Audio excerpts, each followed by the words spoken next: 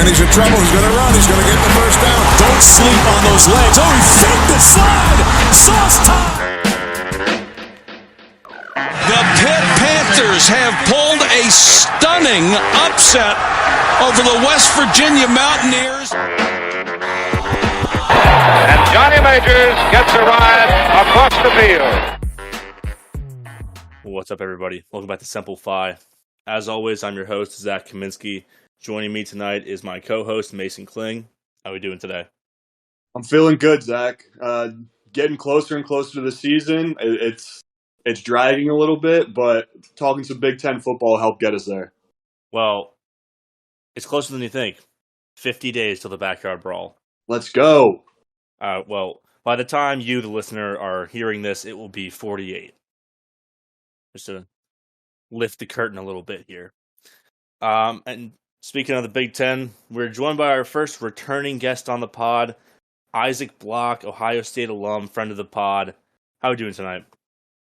It's great to be back on. There's nothing better than talking about Big Ten football in the middle of summer, except for watching Big Ten football in the middle of winter. But we'll make it work. We'll dive into this Big Ten's lovely conference. Well, not to pump the brakes too hard, but while I do think the Big Ten Conference is great to talk about, there is some important ground-shifting, like earth-shattering, world-bending news in the realm of college football. Heinz Field has changed its name. Quite possibly the worst name change of all time. At least, I don't know. The Staples Center at least went to, Crypto.com, which is kind of cool, I guess. But we went from Heinz Field to Acrisure. I mean, what the hell are we doing? It's Acrisure, I think. I don't know. It's a Michigan-based insurance company, two thumbs down. I just feel like Heinz, a company that's known for ketchup, mustard, mayonnaise, relish, and Pittsburgh is just a match made in heaven. You know, this is a city that puts fries on salads and then douses said salad in whatever Heinz condiments they can find. Yeah, you're not going to find a better combination. People have pride in this, the stadium. People have pride in Heinz ketchup. If you're not from Pittsburgh, you might not realize how if you show up to a barbecue or something and they don't have Heinz ketchup at a Pittsburgh barbecue, you're shunned. It's a sin to have that. They are so passionate about that, and it fit the team perfectly. So it feels weird. I'm going to keep calling it Heinz. I don't know about you guys. I'm not going to say, you guys going to be at Acrisure Stadium on Saturday? No. Y'all going to Heinz? We're keeping it rolling. I mean, I'm going to be honest. One, the name is straight up, impossible to pronounce in a thick Pittsburgh accent. They think about, Acrisure. Just indecipherable garbage. And two, Pittsburgh is a city that, they're never going to change their ways. They're going to call it Heinz at least until it changes its name again. Yeah. No, I could very much see this being one of those instances where the people kind of bully the Roonies out of changing it.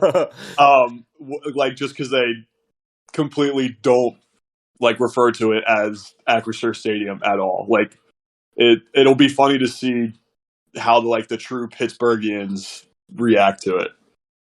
You think they're gonna boo the name change backyard brawl? First game. So Pitt will have played in the last. If you count the spring game, it's the last game at Heinz, and then the first game at the stadium that shall not be named. Do you think the name change will get booed when they say welcome to Acrisure Stadium? I could definitely see it. If I'm in the stadium early enough for that to hear it, I'll throw a boo up for us. Yeah, I think we can arrange that. Yeah. It's just gonna be weird. Yeah, that is true. However, this does lead us to the Q&A tweet which I threw up. Props to friend of the pod Noah Donovan for being our most loyal fan and throwing us a question. So actually, we did address the first half of this. So thoughts on Acrisure Stadium? We hate it. Now, what would we name it if we had the choice? I've got a couple ideas in my head. Lay them out. All right. Antunes Field, Jeans Place Stadium, Las Palmas Park. Well, I guess that's more baseball, but we can. You can't go park for a football stadium. Yeah, okay, I guess you're right. And fuck it, just call it Pitt Stadium again. I think I can get everyone behind that. Yeah. It would be cool if it was like something local like that. Like even like Dick's Sporting Goods is based in Pittsburgh, I believe. So you can do like Dick's Sporting Goods Field or like Iron City Field. I think would be really cool. Like with IC Light, I don't know if they really got the funds for that, but American Eagle maybe.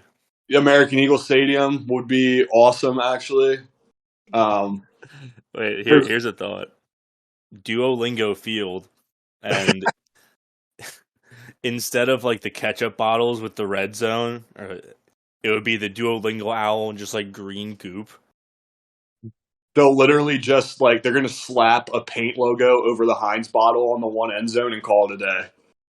Yeah, see, that's my biggest concern about this because everyone's still going to call it Heinz, but what are they doing with the red zone ketchup bottles?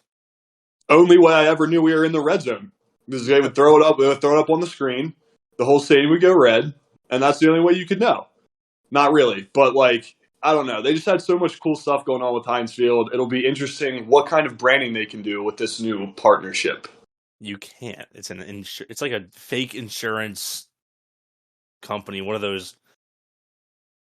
I mean, I have friends who have more followers on Instagram than the new sponsor of Heinz Field does. Yeah, how do they have the money for this rights deal? They're not even based out of Pennsylvania. Yeah, it's Michigan. They are Michigan-based and coming into a Pittsburgh stadium. It is just one of the golden rules I feel like you shouldn't break. So I've heard, like the CEO is like a huge Steelers fan. Even though he grew up in East Lansing, he just decided, fuck the Lions, fuck the Browns. I'm picking the Steelers. While I don't condone him for that decision, the decision to just pull a complete power flex and buy out the stadium his favorite team plays in is a bad move. I have to respect it, right? But come on, your company name sucks. Fucking name it something better, dude. It literally, I bet it probably ran through their head too. Like they're like, this is such a bad name that we're gonna get a shit ton of publicity for having the shittiest fucking like name for a stadium. So they're going the route of all publicity is good publicity. Like even if it's like a bad headline strategy here, I think. All right, it is a strategy. I do agree with you that might have ran through their head. Let's hope it goes the way of Crypto.com though, where they're not going to be able to renew that naming rights lease. Okay, anything else on Heinz Field? So we're clear, Heinz Field. No, that's it. I'll see you at Heinz this fall. We'll see you at Heinz this fall. And now, let's get out of Gold Lot 1 and start heading towards 70 West. We're previewing the Big Ten. And this is the reason we brought Isaac on. He's our Big Ten correspondent. And just want to get right into it? Well, I was going to say, do you want to mention the apparent Jordan Addison, him being mad about some promises not being upheld, or are we done talking about that now? I don't know. He said he put out a tweet that said fake news and then deleted it. So I don't know. I'm not with Jordan Addison. Some Texas reporter said that he was unhappy with unfulfilled promises at USC, which apparently this guy is actually pretty trustworthy as a source. But really, yeah. But I think it's just Texas fans being salty. What, he was promised they'd buy him a 3-story house and it was only a ranch? Yeah. It was only 4 bedrooms, not 5. Dude, inflation is killing LA right now. Well, what about the Hakeem Williams tweet too?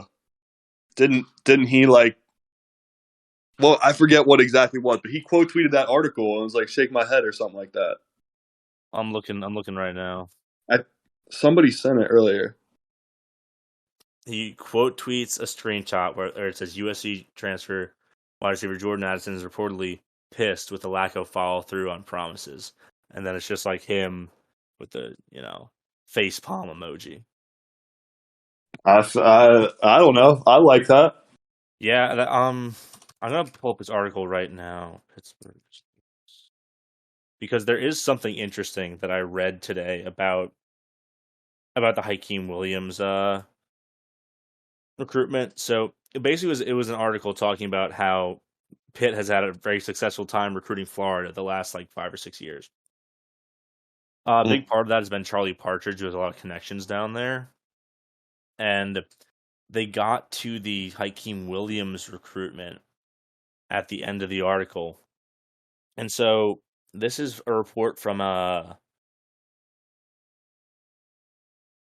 Andrew Irvins, 247 Sports resident Florida recruiting analyst. He says, quote, every time I ask about Hakeem and the people around him, Pittsburgh is a team that's constantly been in this thing. And they've been in it from the jump. He's very, very close to Taekwon Underwood, the wide receivers coach at Pittsburgh. They're saying that they're really trying to get close to him. Like Taekwon Underwood came down for an inter-squad scrimmage at the school. And it's just, he's saying that it's going to be hard for Pitt to fend off Texas A&M and Georgia, where these two teams get a lot of buzz just because they have such powerful recruiting machines. But he says they might have a leg up on the Florida schools because Charlie Partridge has a great connection with all those schools, and they can sell ACC titles to recruits down in Florida because Miami can't say they've won one, and now they can Florida State. Yeah. That's not a bad argument. Yeah. I mean, if I know that like it's going to be very hard to fend off A&M and Georgia, but even like his mom is very active on Twitter, and I remember her tweeting about that as well, where she's like, I don't want any broken promises with like money. Like people depend on these athletes for like homes and shit, like supporting their families. So yeah, it might be pointed at like these like A&Ms and Georgias and things like that. I don't know. And it's just interesting to see that whole interaction of, I mean, I guess Pittsburgh's been in the news because of the Addison thing, but like obviously he's hot on the other schools, but I feel like he's interacted with Pitt a decent amount. He definitely does, yeah. Compared to those even like the A&Ms and stuff. So just a good, I don't know, makes me have a little bit of hope. I'm gonna say I'm getting good vibes from it, but I'm not gonna get my hope up just yet. Fair. I will. I'll get it up for all of us. Okay, that's fine. We'll allow that. All right. So as always, I'll be leading the crew here. I've got the Big Ten in roughly 6 tiers. We're gonna start from the bottom, go up, and then we'll make our championship picks at the end. Sound good? Sounds good to me. do it. All right. I welcome you to Tier 6. Hell. Our first team in Tier 6 is Indiana.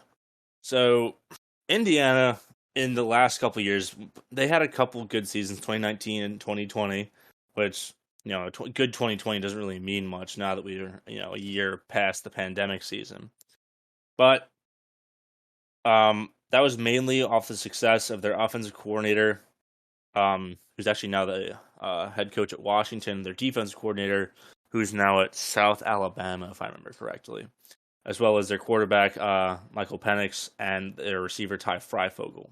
All those guys are gone, and now you have Connor Bazelak, and your new offensive coordinator is Walt Bell, who was the former UMass head coach. So that's not a lot to like on offense. And you've got the defense is the strong suit here. It returns linebacker Cam Jones, 2 excellent cornerbacks in Tywan Mullen and Jalen Williams, and all Big Ten D tackle DeMarcus Elliott. But the problem is that they don't play in the Big Ten West. They play in the Big Ten East. So a good defense and a terrible offense is going to get you nowhere in that side of the conference, and you have Cincinnati on your out of that. You have Cincinnati on your out of conference, which good grief.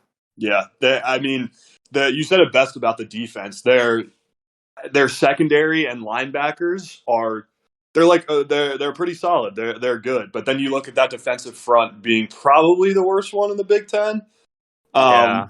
So like there's not a lot to go off of. Like if you don't have a pass rush, your secondary can't just. It's a tougher way to pick up the slack. So even though that defense is good in the secondary, I still think it's not going to be a great complement to that offense. Especially because, they've got Ohio State and Michigan State, two pretty premier passing teams, and you play Purdue every year, and they're always great through the air, or they have been great through the air recently. So even a great secondary isn't going to be that good when you can't get any pressure on the quarterback. Yeah, coverage sacks probably won't be a thing for them, even though they have some really solid guys back there, which is sad, but It is what it is. If you look at their recruiting class for this year, normally they're averaging, I'm just looking at their past 5 years of recruiting classes in the national ranking, they're anywhere from 54, 57 to 36. This year they brought in a freshman class at the 21st ranked in the country.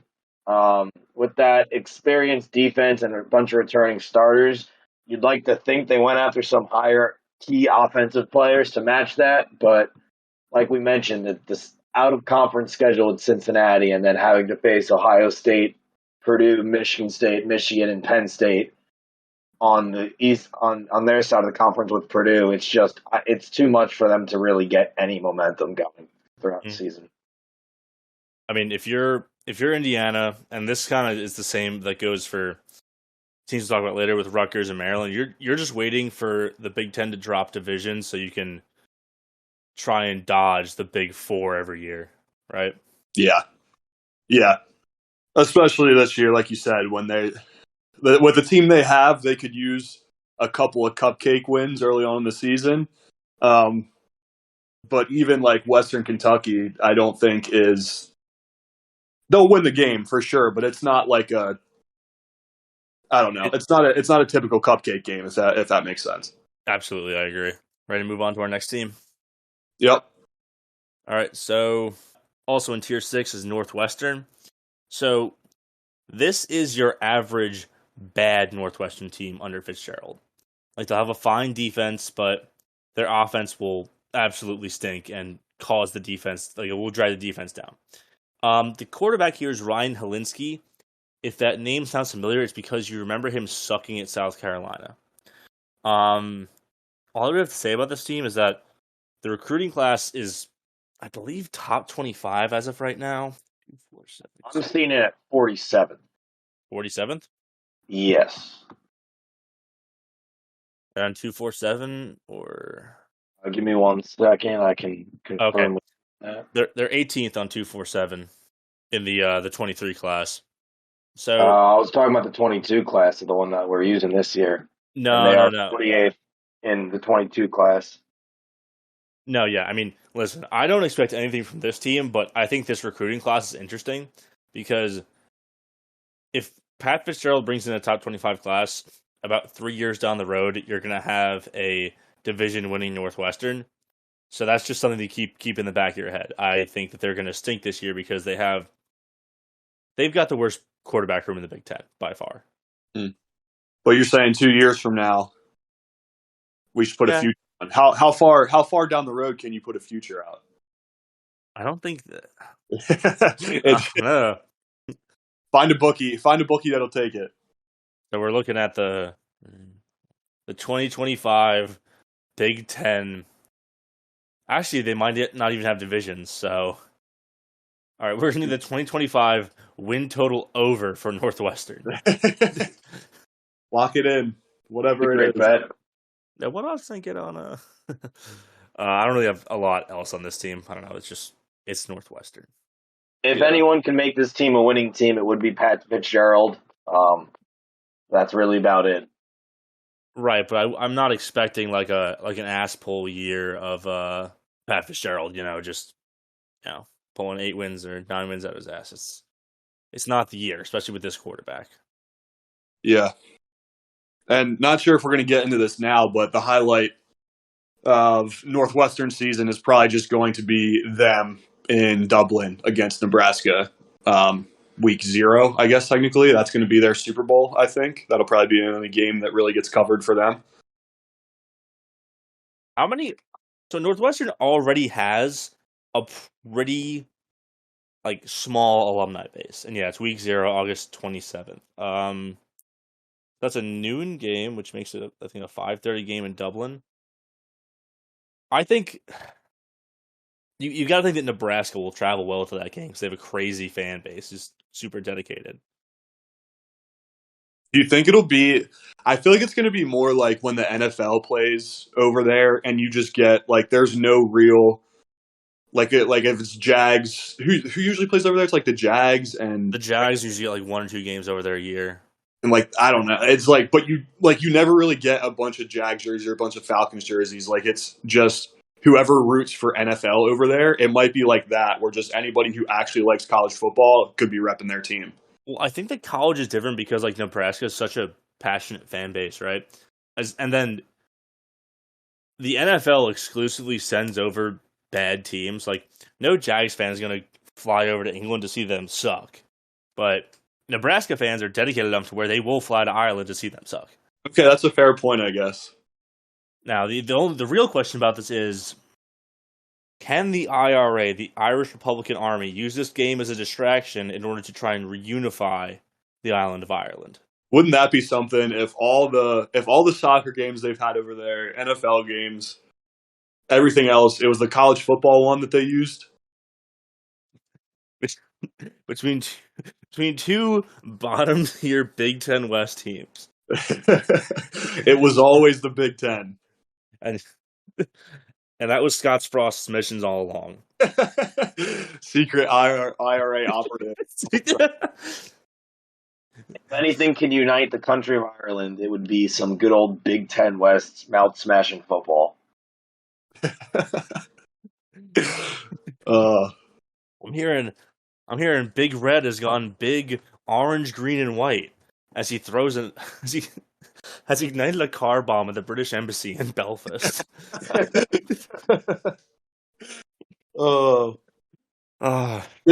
game is going to be awful, though. I can't wait. I can't wait. It's I can't gross. see more than a quarter of the stadium being filled, honestly. I could see it going either way. I think it'll either be pitifully empty, or it might be a madhouse. Let's look up the venue they're playing in. What? Okay, so what day of the week? August 27th. Is that a... Okay, so it is a Saturday. Where is this being played? Aviva Stadium. The capacity there is only 51,700. That's half of Memorial Stadium in Lincoln. And then the NFL plays in Wembley, right? Usually, yeah. Yeah, I don't know if they've had a game over in Ireland yet. I don't think so. Oh, no, Notre Dame has played there before. See, that makes sense. You put Notre Dame, Ohio State in Ireland, you're getting a great show. Well, we'll get to that game later. Wembley is 90K, so I think they'll probably fill it out. It's just a matter of it's like selling out a medium capacity stadium. Yeah. Yeah, I think they probably will. Or at least get close. You know what? We've been talking about this team so much. Let's just get into the next tier. Tier 5, just plain bad. We'll start with Nebraska. Scott Frost is done. There's no way that he turns this around with a Mark Whipple offense. So the current quarterbacks there are Chubba Purdy, who's a Florida State transfer who hasn't played much, and then Casey Thompson, formerly at Texas. Neither of those guys are as good as Kenny Pickett. And then when that Mark Whipple offense starts to not work, when you're not seeing a lot of big plays and you're seeing more negative 1 yard runs, negative 2 yard runs, 1 yard runs, then screens for negative 3 yards on first down, Nebraska fans are going to go insane and call for both of their heads. Yeah. Don't forget the shovel pass, too. He'll mix that in there and piss you off. Oh, it just... Especially when, they don't have an Addison, they don't have a Pickett, so they're trying to do the same with less. And in a league where the defenses are better, like Pitt's offense was good, but they didn't exactly go against elite defensive talent besides like Clemson, probably. So, Right. so I would almost look at this in the same light that, well, I guess Whipple didn't coach the bowl game. Never mind. So unless Whipple pulls like a fantastic quarterback season out of his ass for the second year in a row of some guys who like aren't really looking to be that guy, like they're not going to be able to complement the defense. And like the defense is the only reason they stayed in games last year. And like for Scott Frost to save his job, I think 6-6 is the minimum, but I think that he would have to go 7-5 to be safe. And I don't think he gets there. Like I'm thinking this is another season, a long season for him of just Scott Frost looking very sad on the sidelines. One good thing to Scott Frost's 2021 season is that I don't think they lost a game by more than a touchdown. Illinois, they lost by 8. Oklahoma, they lost by 7. Michigan State, they lost by 3. Michigan, they lost by 3. Minnesota, they lost by 7. Purdue, they lost by 5. Ohio State, they only lost by 9. They only lost to Iowa by 7. I mean, I don't know what Scott Frost was cooking up last year, but it seemed to just be enough to keep them in games. Well, it was kind of like, have you ever seen that video about the 2008 San Diego Chargers, where like Yes. they were the number one offense, the number one defense, but had like the number 32 special teams in the league? Mm-hmm. 3 or 4 of those games, you can directly point to like, maybe not 3 or 4, but you can definitely point to like the Michigan State game that was lost on a punt coverage. Michigan, I thought, ended with a bad special teams play to set up Michigan to win it. I as think well. you're right on that.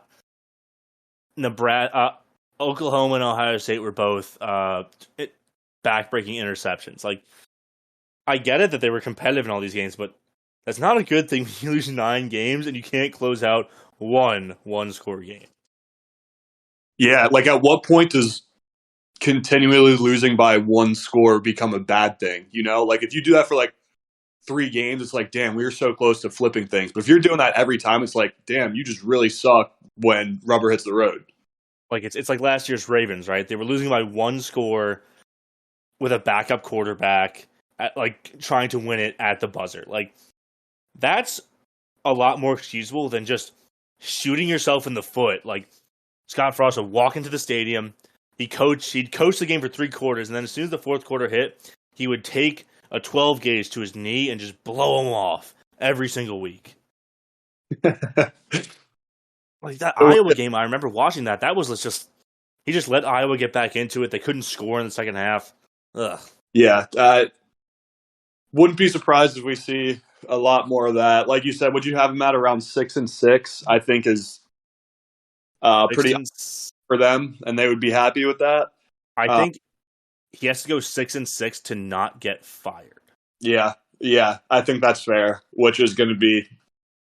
Let's run through the schedule. So their first 4 are Northwestern in Ireland, North Dakota, Georgia Southern, and then Oklahoma. I mean, it's probably 3-1, right? Yeah. Okay. It should be 3-1 after that. I could see them dropping a game to either Northwestern or just blowing it to North Dakota. But who knows? They could also end up beating Oklahoma again, or beating Oklahoma this time. They're not North Dakota State, but they are decent. But I don't think they lose.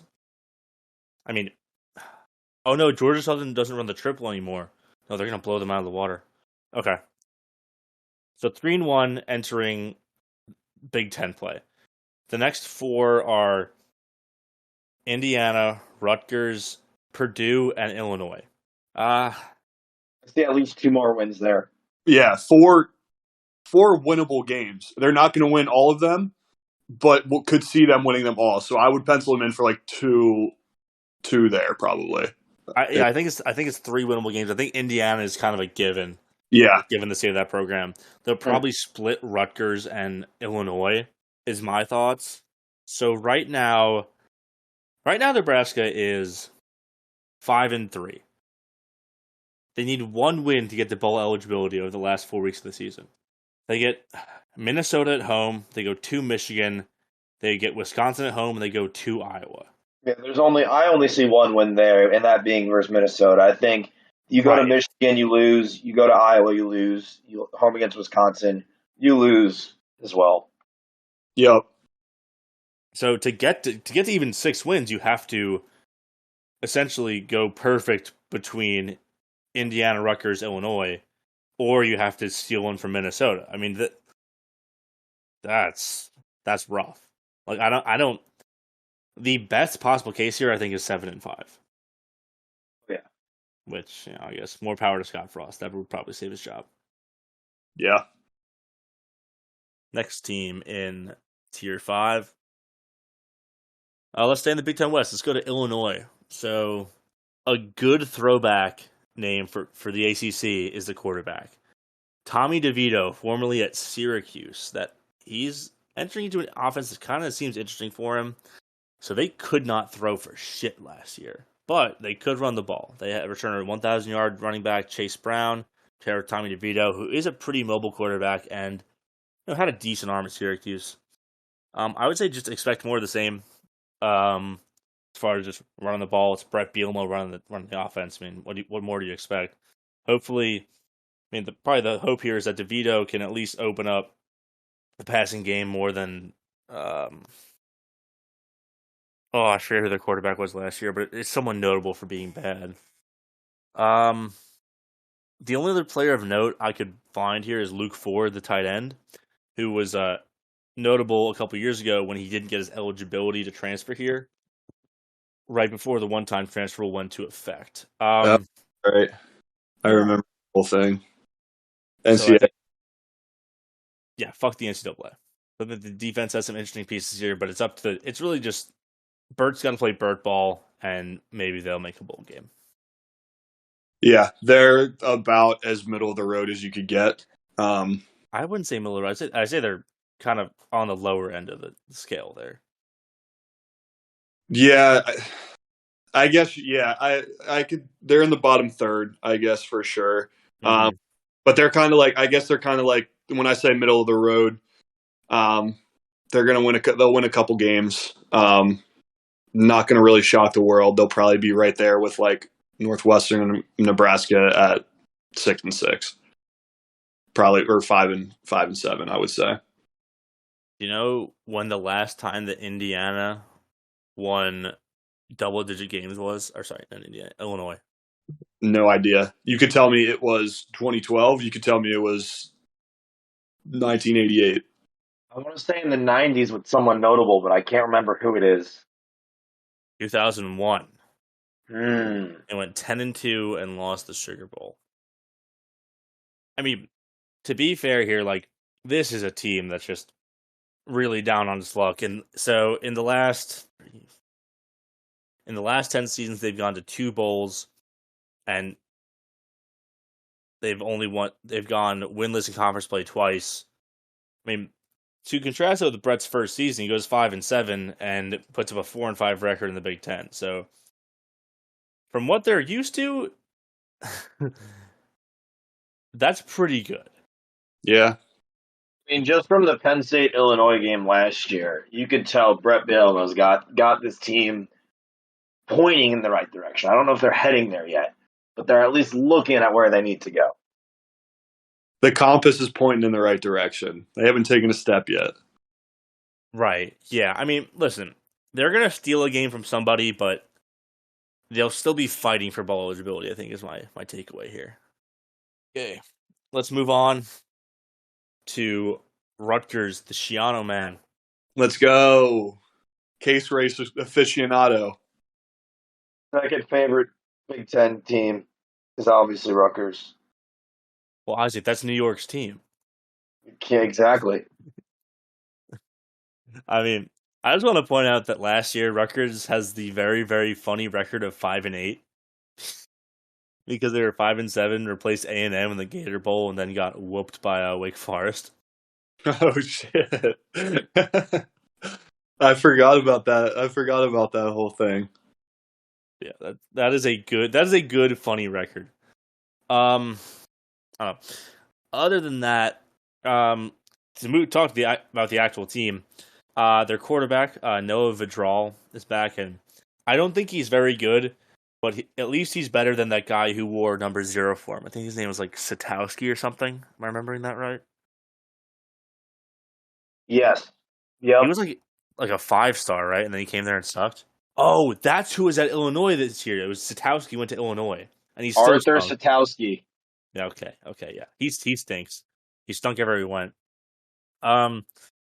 So I like Vidal. The problem here is that they lose their top running back from last season. They have 4 new starters on the O line. So that is not great. I think there's some young running backs coming up that I like. I think who can step into. I forget the guy's name, but whoever was their leading rusher last year.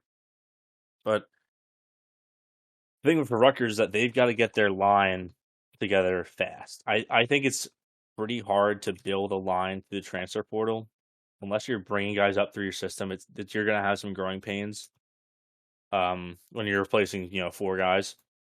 And their defense is kind of similar to Indiana, where the secondary returns 4 starters, but that's pretty much it. And in the Big Ten East, you're going to get cooked for that. Yeah, I think the difference between them and Indiana is at the linebacker position, where DB's looking really good for Rutgers. Linebacker not so great, so that's a little bit less to lean on there.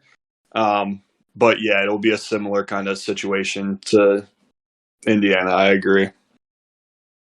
I'm looking at this schedule right now. Rutgers really needs these divisions to go away, man. Ugh. Yeah, they've just been getting beat up for their entirety of their time in the Big Ten.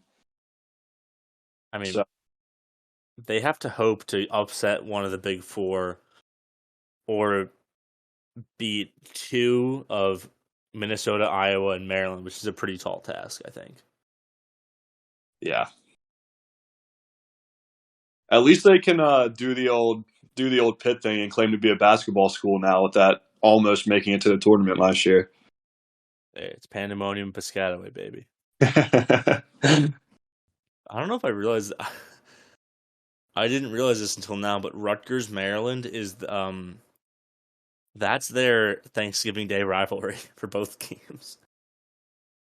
Teams that barely are Big Ten teams as it is. Yeah, they got lucky, man. Literally sitting at the kids' table for Thanksgiving. Listen, Rutgers probably not going to make a bowl. Just wait till they get rid of those divisions. They'll be a lot happier. All right, let's move into Tier 4. This is just kind of like the mid zone. These teams, if they're good, I wouldn't be surprised. If they're bad, I wouldn't be surprised. But I think they're just going to kind of fall around 6 and 6. Let's start with Iowa. I hate Iowa. I hate this team. I hate Brian Ferentz. This offense will be unwatchable, and the defense is going to trick everyone into thinking that they're good for the second year in a row. It's like clockwork. I mean, their quarterback, Spencer Petras, should be burned alive at the stake for crimes against this sport. They have a bad O-line. They can't even run the ball that well. The only thing Iowa can do is force you to turn the ball over and then pray to God they get it in the end zone. How long has Spencer Petras been there? I feel like for some reason, it feels like he has been there for 20 years. He hasn't, but they've had the same quarterback for 20 years. Like, it was, before Spencer Petras, it was DJ Batard, Mullins. Wasn't he an Iowa quarterback? Essentially, Iowa quarterbacks would just go to San Francisco to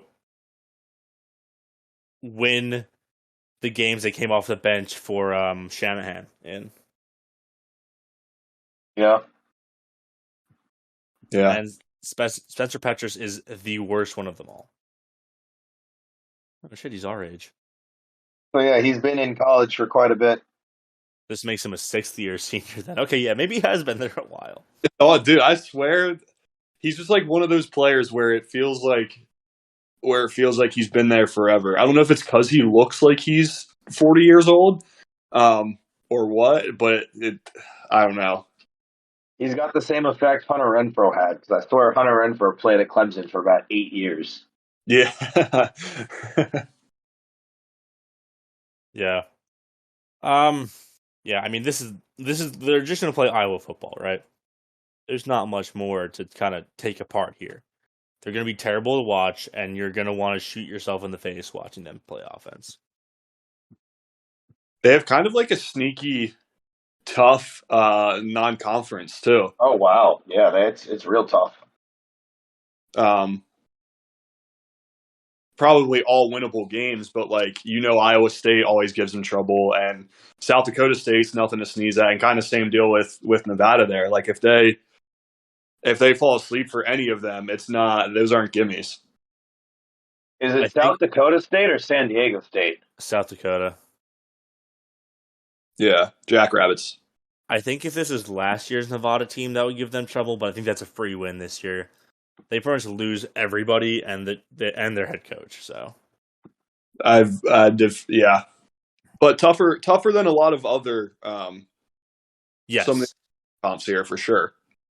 Iowa has already been upset by North Dakota State. Can they go for the twofer and then lose to South Dakota State at home? That narrative would be awesome. Iowa can't beat the Dakotas. More people are saying it. Okay. Let's move to my next team in this tier list, and that's Wisconsin. So, I don't think that Wisconsin is bad. I just think that they're just going to be like the same Wisconsin team as always. Like, Braylon Allen is good. The defense is good. They have a great coordinator in Jim Leonard. He should probably have a head coaching job by December 1st. The problem is that Graham Mertz is not good. So they're just probably going to go, 8-4? Call it that. Yeah. But, hypothetical, what if Grant Mertz has his breakout year? Jeez. He's so bad. It's literally they're like seems like they're always a quarterback away from being up there with like Michigan and Ohio State. I guess they've had a couple years where they were, but recently it feels like that's the position that's been biting them, and they just can't seem to fix it. You know what it is? I think that Paul Chryst is convinced that he can develop a quarterback, which kind of shows that it's not true. I mean, Jack Cohn immediately got better by going to Notre Dame. Graham Mertz is stunk, and his best quarterback at Wisconsin was Russell Wilson, who he got as a transfer from NC State, I believe. Yeah. So what about what was it, AJ or Adrian before Jack Cohn? Hornibrook? Yeah, no. Hornibrook was there, yeah, before he went to Rutgers, I believe. We're just naming elite quarterbacks right now, fellas. This is true guy stuff. Just trying to name all the Wisconsin quarterbacks that Paul Chryst has had. The one thing about Wisconsin is they have a great pair of running backs currently, and I think their O-line will be good as it is every year. And their linebackers are also just classic Wisconsin linebackers that I think they will be able to ground and pound every team in the Big Ten West with no issues. I'm looking at their schedule. I'm going to pencil them in for a loss to Ohio State because it's the same Wisconsin team we see every year. Yep. Maybe they can get Michigan State. It depends on how good that team actually is this year. And they'll probably lose. I'll say they'll lose 2 out of 3 to Purdue, Iowa, and Minnesota. Purdue. Yeah, I could see him. I could still see him going like 10-2. Honestly, Yeah, I don't see them losing to Iowa or Minnesota. I think you have Purdue as that question mark, but other than that, it's the only loss I definitively see as Ohio State. Yeah, and then maybe they split with Michigan State and Purdue, but I could see it's Wisconsin. They're going to run the ball. They'll probably throw it 10 times a game, but it's what they do, and their schedule's not that tough. I didn't realize the schedule was this easy this year. God damn. Avoiding Michigan, I think, is the big thing for them because you throw Michigan against any one of those other cupcake Big Ten teams, and you're looking at a Wisconsin team that might struggle to finish above 500 in the Big Ten. I mean, I guess the thing with Wisconsin is if they go 10-2, they're going 10-2 because they play in a certain division, right? It's not because they're Yep. 10-2 good, Correct. They're just less bad than everyone else. right? Yeah, and they're gonna get. They will still get steamrolled in when they're inevitably playing Ohio State at the end of the year. But if that, it's just the gap between the divisions is crazy. It is silly. Let's move to our next team in this tier. Well, I have Maryland here, so I think that Taulia Tagovailoa is pretty good. Like I saw him play at the Pinstripe Bowl last year, and like when that offense gets to click, like it is scary to watch. They just move the ball, throw it all over the yard. Taulia is fairly mobile as well. Raheem Jarrett, wide receiver, who's probably going to go to the NFL, returns, and they have Dante Demas Jr. back from injury, who I believe got injured in the Iowa game. I remember that was a freaky injury, but he's really good as well. And they brought another transfer from Florida. But as good as that team can be when they're flying high, when that offense it doesn't work, like the Iowa game last year, I remember I was watching it in a bar last year, and after like Taulia's 5th interception, they just turned off the game. They'd had enough. So it's probably gonna be a classic Maryland thing where they beat the bad teams, and then they lose to the good ones. So I can't really rate them anywhere outside like the middle of the pack here. By the way, they have SMU on the out of conference. That is tough. Yeah. Looking through their schedule, it's gonna be Maryland. I can't say much more than that. I think you put it perfectly. With they'll win a couple of the non-comps. They'll beat a couple teams like the Indianas, but it's not going to be the game you're searching for on Saturday. Purdue, Maryland might be fun. Just throwing it all over the yard. I think Purdue, Maryland, and then Wisconsin, Maryland. Those are, if Maryland can get one of those two games just because they can just throw the ball. If you can throw the ball in Wisconsin, they cannot keep up with you. I think there's a potential for at least one win there. I think that I don't know if they're going to win against SMU because I think that Rhett Lashley's a really good coach, but that's going to be a great game to bet the over. And every year Maryland seems to give Ohio State some troubles. Who knows? One year maybe they can finally turn it around, but I would tend to lean otherwise. I think maybe whichever one of the big four Big Ten East teams are fraudulent, they'll expose with their offense. But the thing is, like, they don't have a lot of returning on defense, so it puts a lot of pressure on the offense. So unless they find some flaw or there is some flaw in one of the big four teams, I think they're going to go 0-4 against them just because of the talent difference and the difference in coaching at those schools. I agree with that. All right, let's move to our final team in Tier 4. That's the Minnesota Golden Gophers. Just like Iowa, I kind of hate this team too. Tanner Morgan is still here. I believe he's a 6th-year senior. He is completely bald and looks like he's 30 years old. He's actually the same age as all 3 podcast hosts here. And the thing is, he hasn't gotten any better in those 6 years. He's actually probably gotten worse. The running backs here are excellent. We were talking about this off air. Mo Ibrahim is like insanely good. He almost single-handedly willed Minnesota to an upset of Ohio State last year. Trey Potts was pretty good in replacement. But 4 out of 5 you're starting O-linemen have to replace. And they brought back their OC from their 11-2 season back in 2019. But the problem is Kirk Ciarrocca. He's an RPO merchant who was the architect of that garbage-ass Penn State offense in 2020, and then he's at West Virginia last year. So I would not put high expectations on this return hire working out. I think with Minnesota, you could see something you saw only really with like Jonathan Taylor in Wisconsin, where if he's ready for it, Mo Ibrahim will get the ball 30 times a game. I mean, you look at the one game he played against Ohio State in like basically 2.5 quarters. He had 30 carries for 160 yards and 2 touchdowns. And looking at his stats from 2020 and 2018, 200 carries for 1,000 yards. I believe he might have been hurt in 2019 as well. This guy can just flat out run the ball. It doesn't really matter what's in front of him and who else is on the team with him. So yeah, I mean, I guess he's their X factor, right? As long as he's healthy, he can be they can be competitive on their whole schedule. I mean, they duck Michigan, they duck Ohio State. Their out of conference is extremely easy. Do they have JMU?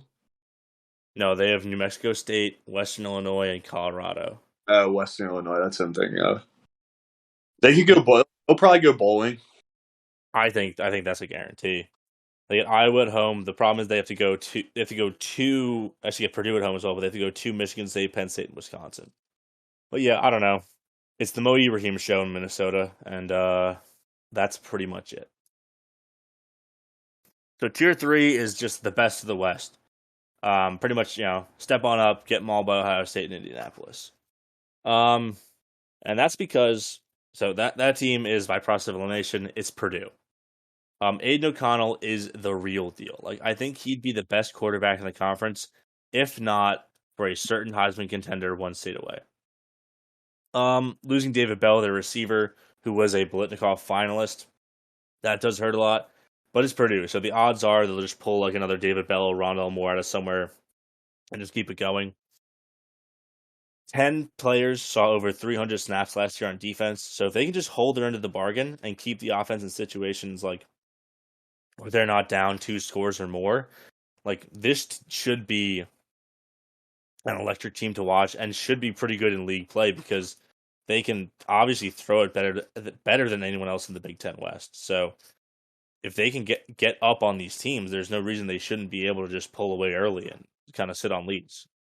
Look at that Purdue schedule. I mean, they avoid Michigan State, Michigan, and Ohio State. I don't know what gift they were given by the gods, and they start week 1 against Penn State, which week 1 games are always iffy. But if you could avoid Michigan, Michigan State, and Ohio State and not win the Big Ten West, I would be very disappointed.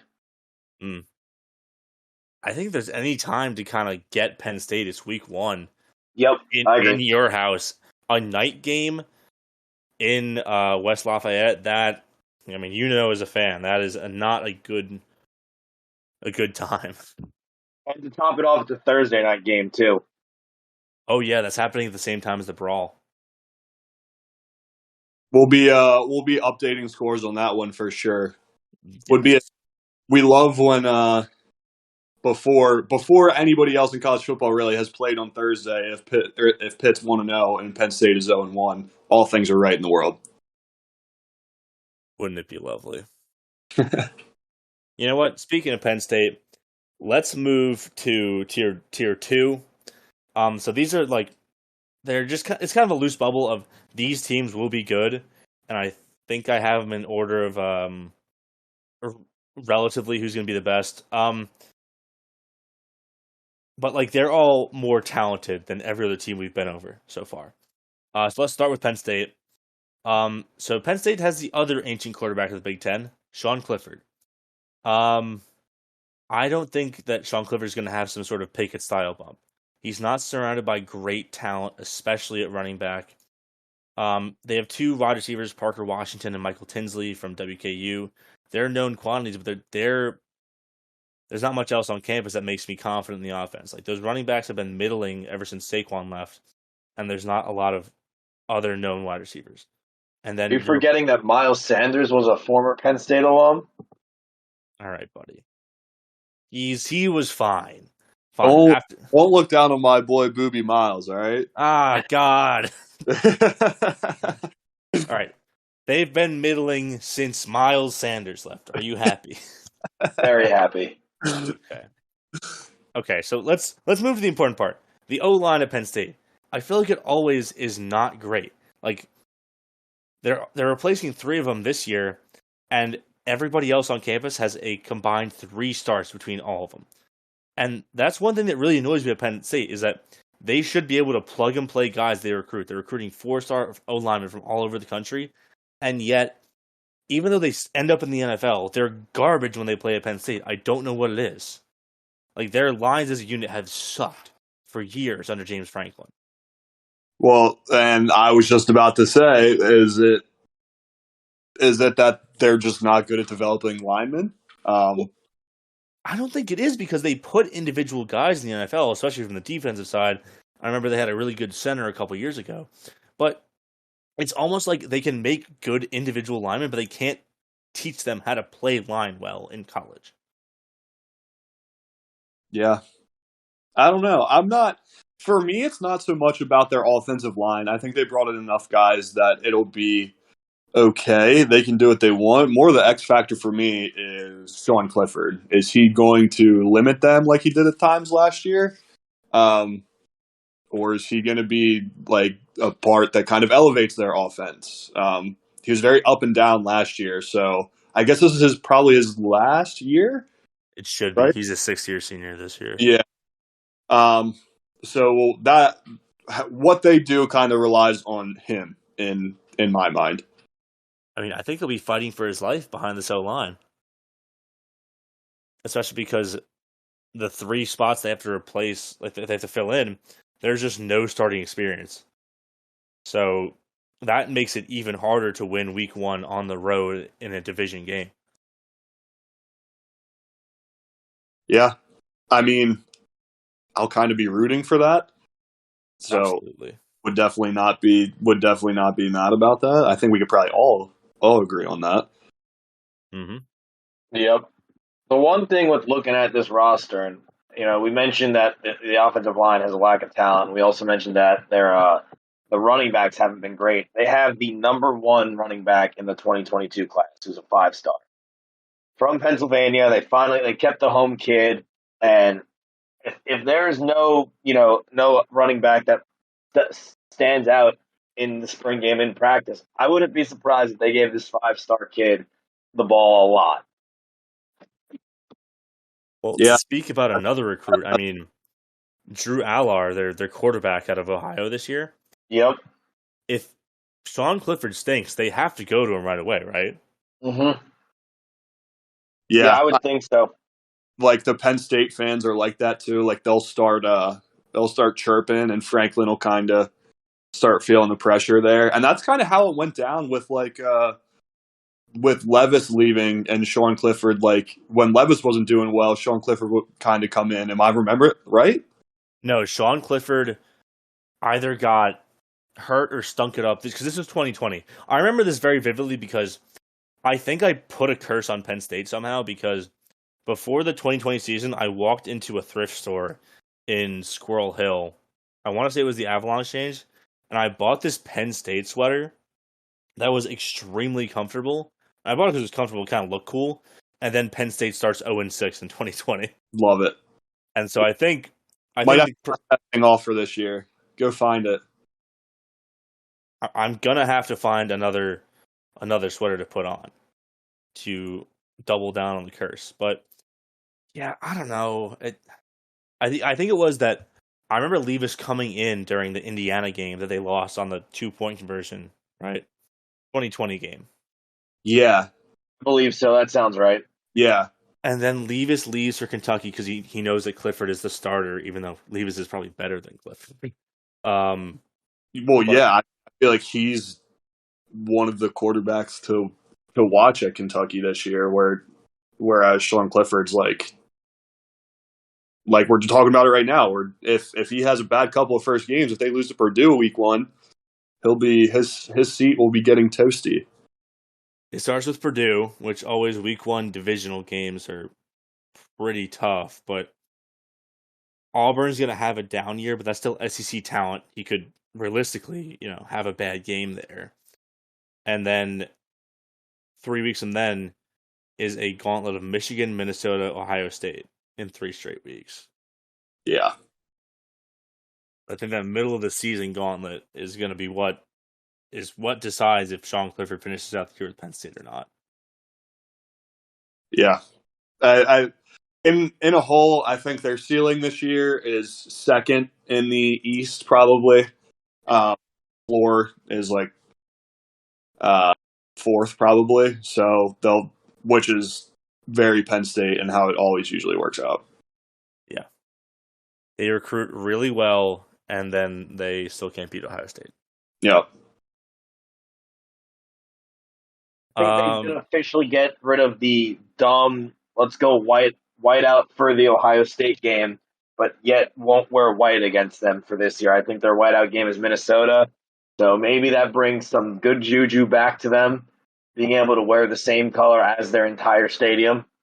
Well, wasn't it, they have like a terrible record in whiteout games, right? Yeah, oh yeah. It's significantly worse since I think Franklin got there than it has been in the past. It's because, isn't it because, like, they always, like, it's one of those causations, not correlation things. It's because, like, every time they try to do the whiteout for Ohio State and it never works. Yep. Like, if they did a whiteout for any other game, it'd probably be a little bit different. But I guess that's what they're trying this year. When did Or when if did they would Franklin wear get there? white. What year did Franklin get there? Was it 2013? Sounds right.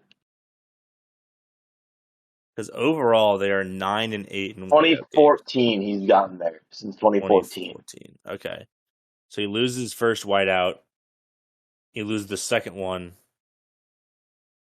He loses the first two against Ohio State and Michigan. He wins the next two against Ohio State and Michigan. Splits Ohio State and Michigan in the next two whiteouts. No 2020 code. Then they did Auburn last year, and they won it because Auburn is bad. Yeah. It was 1-2 against Ohio State and 2-1 against Michigan in the whiteouts. Yeah, sounds about right. Not what you want to see in a stadium of 110,000 people that are absolutely losing their mind. Well, Attendance State would beg to differ about the importance of 110,000 screaming fans at every game. I don't know. It's very funny that I've seen West Virginia fans bring this up too, but like the fact that they always point to their attendance first when they're talking to Pitt fans, like, you went 7-5 last year. That's not good, man. The reason why you get 100,000 people is because your stadium holds 100,000 people. And you're in the middle of nowhere. And you're Yep. You literally, not even going to get in the argument. What the fuck are you going to do? Nope. Go off. What the fuck are you going to do in Morgantown on a Saturday? What the fuck are you doing at State College on a Saturday? They have these cult alumni where everybody stays in fucking State College, so of course you have 1 million people that can go to the game. And not only just State College, if you live within an hour and a half of State College, that's the best thing to do on a weekend. Of course, you're going to have under 10,000 fans.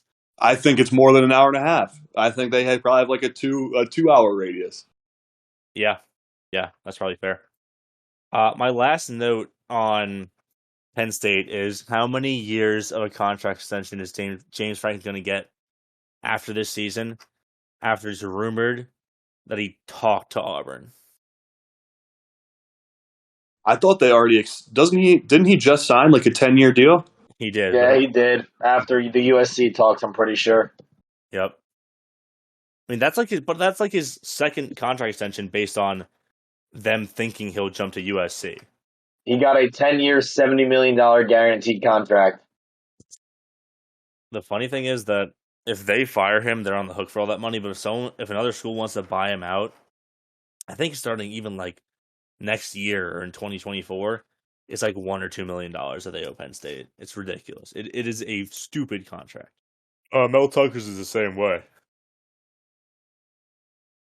You know what? Speaking of Mel Tucker, anything else on Penn State before we move on to Michigan State? Nah. All right. So Michigan State, the Spartans, they're just rolling the portal dice again. They're returning 6 players on offense and 4 on defense. So just like last year's team, they're trying to bring in a ton of talent from the portal until Mel Tucker's actual recruiting classes start to filter into the program.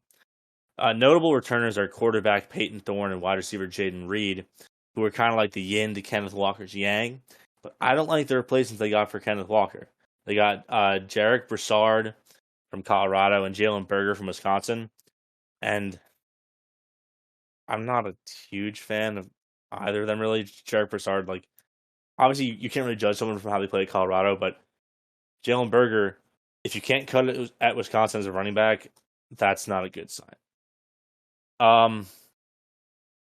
the biggest question, I guess, next year replacing Kenneth Walker, the winner of the Doak, is it the Doak Campbell? No, that's Florida State Stadium. The winner of the top running back award in college football last year is, did they fix their pass defense? A unit that ranked at the bottom 10 of the country and cost them a spot in the college football playoff, likely because of duds against Ohio State and Purdue. I don't know if their chances are going to fix it, so we have to wait until we see them on the field to see if they actually fix that part of their defense. Yeah, I don't see too much coming from Michigan State this season, honestly. I didn't think their schedule looked too bad when I looked at it. You have your usual Michigan, Ohio State, Penn State games where they could either go 2-1 or they could go 0-3. Just depends on the year. But some may believe in Mel Tucker more than I do. I think losing Kenneth Walker is going to show a lot more on this team than people might expect, because I don't think Peyton Thorne is all that good. But they also have a guy named Rocky Lombardi, who is a ton of fun. No, Lombardi's at Northern Illinois. He transferred? I didn't know that. He won the MAC last year. Oh. Well, that's my bad. Seems to show how much I care about Michigan State. I'm pretty sure he's coming back this year, too. To Northern Illinois? Yeah, to Northern Illinois. Northern Illinois won the MAC last year. You want to know a fun fact about Rocky Lombardi? Just to completely go down this rabbit hole. He made his FBS debut against Arizona State as the team's emergency punter after the starting punter got hurt. Yep, I remember that. I didn't know that. That's cool. Do you have to burn a red shirt for that? No, because if you play in 4 games, it's considered a red shirt. That would have been funny. He also, in 22 games at Michigan State, he had only 9 of them are starts, but he had under 2,000 passing yards with 11 touchdowns and 14 interceptions, which actually comes to show you how much Mel Tucker has turned this program around. Having, joke quarterbacks to actually having a decent. I agree that I don't think that Peyton Reed is amazing, but he's actually decent, which is a lot better than they're used to. I feel like the last time they had a decent quarterback, which even then was probably debatable, was Kirk Cousins era, right? Connor Cook as well.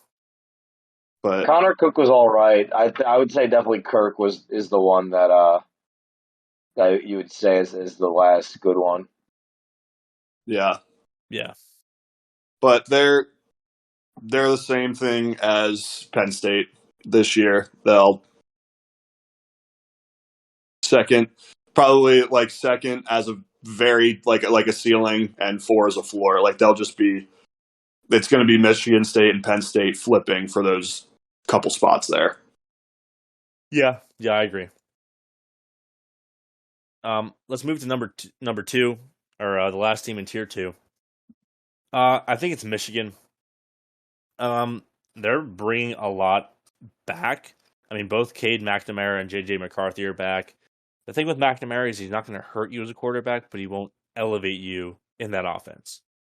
So if things go south there, I think we could probably see some pressure on Harbaugh to actually start JJ in a couple of these games. Their backfield is really, really good still. Blake Corum and Donovan Edwards are still awesome. Even though they lost Hassan Haskins, they still have a lot of production coming back. I think the wide receivers might actually be good for once. Ronnie Bell is coming back from injury, joining Roman Wilson and Cornelius Johnson. And then I also love their tight end room. They're returning both Eric All and Luke Schoonmaker from, if you remember them, from the destruction of Ohio State last year. I'm curious to see how the offense looks in the first year post Josh Gaddis. But I think that the pieces are there for the Michigan offense to be the number 2, number 3 that offense to be potent enough for them to be the number 2, number 3 team of the conference. And they're going to kind of have to, because this defense has lost a ton. In addition to a coordinator leaving for the NFL, Harbaugh lost his 2-star defensive ends and safety Dax Hill. So I think with Michigan, it's about getting the defense right in the first couple weeks, having the offense give them cushions to work with and like be able to cover if they make a mistake. And it's really about just getting ready for Thanksgiving to see if you can repeat as victors in the rivalry. Yeah, I think that it's going to come down to their defense and how well they can fill those gaps, which is inevitably why I think we're going to have to give the hand to Ohio State here. But they're going to have a really good year. It is going to come down to that last week. It is the last week of the regular season when they play Ohio State, right? As always. Yeah. Thanksgiving. Yeah. So East will come down. It will be decided then. But yeah, I think they're gonna have a really solid year with playoff hopes again. But I think they will be a little bit disappointed. I mean, if we look at the schedule here, I mean, I don't think that like a Rose Bowl appearance is out of the question, right? They've got an insanely easy out of conference. Their cross division polls are Iowa and Illinois and Nebraska. So at very worst, 2-1. They do have to go on the road to Iowa, so that's always tough and scary. But like maybe at worst 10-2, that might still earn you a trip to the Rose Bowl. It should get them a trip to the Rose Bowl, I think.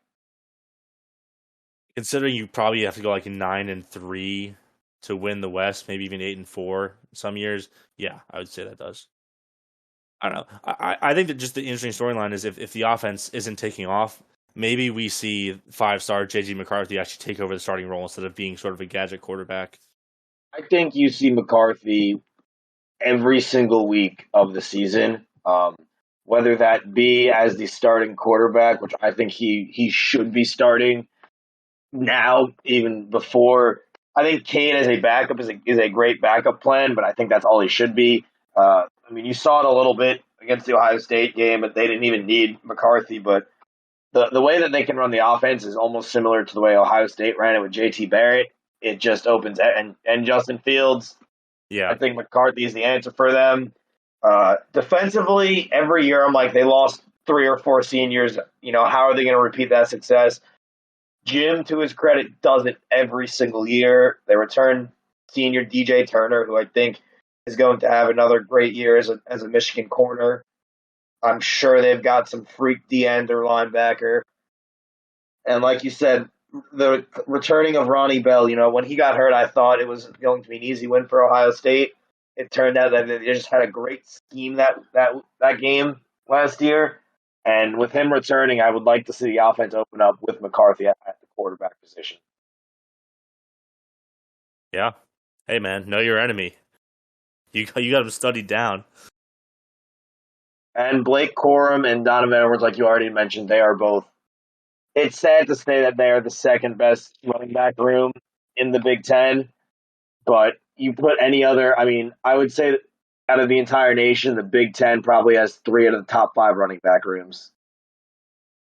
I mean, yeah. If they didn't, they should be ashamed, right? Yes. Right. Well, there's no real beating around the bush. My tier 1, the only team in it, national title or bust, Ohio State. I don't even have so much of a preview as I want to start off with this question. If Ohio State doesn't go 12-0, do you fire Ryan Day?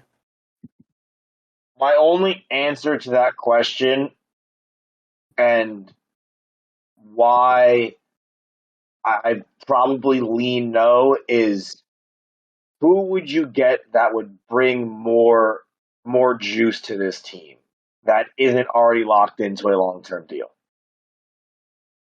Doesn't matter. Ohio State has more money than God. I mean, yes, but are you going to somehow pay Lincoln Riley more from USC and buy him out? Probably not. I don't know if there's another coach at the college level currently that I would like to see as Ohio State's coach.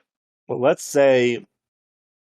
So I don't think they're going to lose against Notre Dame. I think that, just sort of a talent gap right now between Ohio State and Notre Dame. I think that they should handle business pretty easily there. Well, let's say it gets down to the game again, and Michigan is still able to run the ball on you. Now, granted, I think having Jim Knowles kind of changes that. What if they can still run the ball on you? What if they can still get after your offensive line? And like, Yep. while Ryan Day and Ryan Hartline can recruit all the receivers and the quarterbacks that they want, they still kind of get their lunch eaten when they're recruiting like the big boys. So I got three things about what you just said, and I think you made great points. Jim Knowles, I think, is the X factor here. He brought defense back to the Big 12. I mean, Oklahoma State's defense was by absolutely not a joke across the nation. He brought his star safety Tanner McAllister with him, who, if he didn't have him coming along to help teach everyone and run the back end of that defense, I would be very concerned. Ohio State's defensive line, I think the past 2 years since Chase Young, you've kind of been missing that guy. Zach Harrison always can produce. He's a 6'6" monster, and then you have your 2 5-star DNs who are 1 and 2 in the class. I think make that next step in hopefully full-time roles. With the game being at Ohio State this year, I don't think the offense is going to have any issues. And last year, we ended up starting 4 tackles at every position but center. This year, I think it's down to like 2.5, with Donovan Jaxon being a hybrid guard tackle.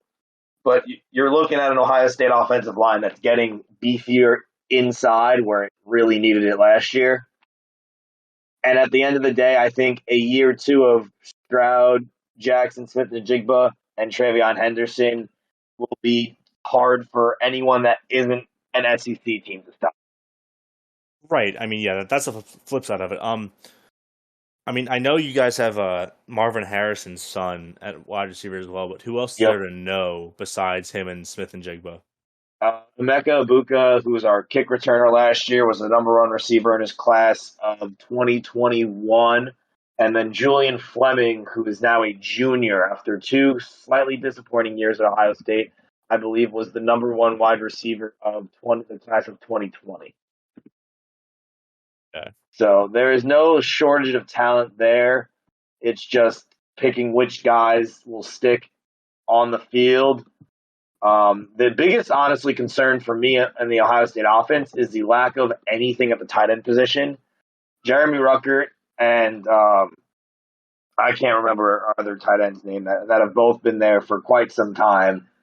Ruckert was great as a receiving tight end, but he also developed as a blocker. And now you're looking at an Ohio State tight end room that doesn't have anyone that stands out as a difference maker outside of being an extra offensive lineman.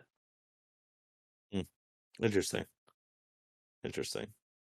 I think that's a very, even if it is a weakness, I don't necessarily think it's something that's going to affect them in Big Ten play. No. Down in the playoff, it's something to definitely keep in mind, but you can definitely make the argument that they probably have, when you look at all the position groups, probably the best in all the Big Ten for literally every category. So I think 12-0 is definitely looking good. Probably Ryan Day wouldn't get fired if he doesn't go 12-0, because if he loses 2 games and one of them, if he loses 2 games, I think there's a good chance he gets fired. It would be very hard to lose 2 games and still make the Natty, which is what the only thing stopping him from getting fired would be. Because you can lose 2 games and you could lose a game and it's the Natty, and not everyone's mad. But if you somehow lose 2 games and you're not in the Natty, I think he could easily be at least on the hot seat for sure. Are you saying 2 regular season or like losing in the semifinals?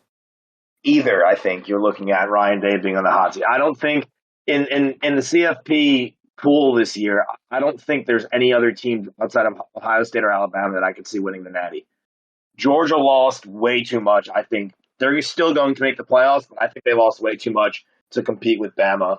And I mean, I didn't really get into it, but Ohio State's defense, they have kind of a weakness at linebacker, but they returned their starting safety from 2 years ago, Josh Proctor, who is a freak of nature at the back end. He's coming off one of those freak ACL injuries, but if he can return to anything that what he was, I would think the back end of Ohio State's defense finally gets back to what you saw with Urban Meyer. Yeah. Is so CJ Stroud, should we just give him the Heisman now, or are we going to wait it out? I really think Jaxon could win the Heisman over CJ. Really? I really think you could see a Devonta Smith, Mac Jones situation where, Mac Jones threw for all these numbers, but most of them were towards Devonta Smith, and that's why he won the Heisman. I think Jaxon is good enough where he can, you'll see the deep balls and all that, but I think a lot of Jackson's numbers could be just yak. I love that take. I feel like the only difference there is CJ Stroud's a little bit more dynamic than Mac, which might influence the voters there. But yeah, I could definitely see that happening. I don't hate that. Yeah, I mean, I think that if anyone tells you that Bryce Young is gonna, I don't know, I'm very much coming around to hate Bryce Young, but I really do think that CJ and Jaxon and Marvin Harrison are gonna have a really special year at Ohio State. I mean, just looking at Mac Jones' stats when he didn't win the Heisman, he threw for 4,500 yards, 41 touchdowns, and 4 picks. I see less yards, maybe 2 more interceptions, but I would say close to 50 touchdowns for Stroud. And I think Jaxon can touch 2,000 yards and 20 touchdowns. Jeez. Yeah. What he did against Utah, I don't think I have words for. Yeah. And I'm not arguing with you. The only thing that hurts that, if any games are blowouts, but if Ohio State's defense is as bad as it was last year and we're playing in a ton of close games, I could see Jaxon just abusing everyone. All right. You heard it here first. Bet on JSN for the Heisman. This is actionable gambling advice. It's time for some picks. Isaac, since you're our guest, please give us your picks for the teams that will make the conference championship and who will win that game. Boy, it's Ohio State, and I'm gonna have to lean Purdue. I think they bring an offense to the Big Ten West that you just have never seen before since the one time Tanner Morgan kind of looked good with Rashad Bateman, and I think that passing attack can carry them to a Big Ten West title. And then it scares me, but Purdue is the one team I wouldn't want to face if I was Ohio State in the conference championship because of that passing attack. But I think Ohio State puts up 60 in the conference championship on whoever it is. Now, deep down in my heart, I have the same pick as you, Isaac, but just to make the graphic more interesting, I'll go with Michigan versus Purdue. Fuck it. Yeah, that's fair. I'll pick Michigan to win again, but realistically, it's probably Ohio State. Yeah, I'm not exactly going to go on a limb here. Ohio State's coming out of the East. But I am going to kind of go out on a limb. And I think Wisconsin's going to win the West. You kind of you look at Purdue's schedule and it used to be what big upset are we going to have this year? Is Purdue finally going to get over the hump, go to that, be the team from the West? I just don't think it's their year. I think Wisconsin's gonna run the ball. Like I kind of hinted at earlier, I think Grant Mertz is going to be not as bad this year. Still won't be, good, but I think they're going to get by. I think they're going to get by enough. So I'll go Ohio State, Wisconsin. I just got a text. I got a text from Kent. His pick is Ohio State over Wisconsin as well. All right, there we go. All right, so I'm glad I picked Michigan so we didn't have a full sweep and jinx Ohio State. You're welcome, Buckeye fans.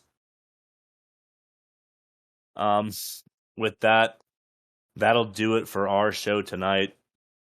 Isaac, you want to plug anything on our way out? Honestly, the only thing I have about the college football season is that I think you're looking at a year where that you have your top 2 teams, and then it's really up to anyone else to win it and to get into those college football playoffs. and I'm excited to see what happens from the other conferences. Thanks for joining us, Isaac. You can follow Isaac on Twitter at IsaacBlock20. You can follow me on Twitter at I'm Real Angry, and you can follow Mason on Twitter at Clayson_Ming. Make sure to rate the podcast 5 stars, leave a review, and if you want to, make sure to either DM us a question or look at our recent posts about asking for questions for Q&A. Make sure to follow the podcast on Twitter as well at SemplifyPod. All one word, no underscores. And with that, we'll see you next week. Hail to Pitt.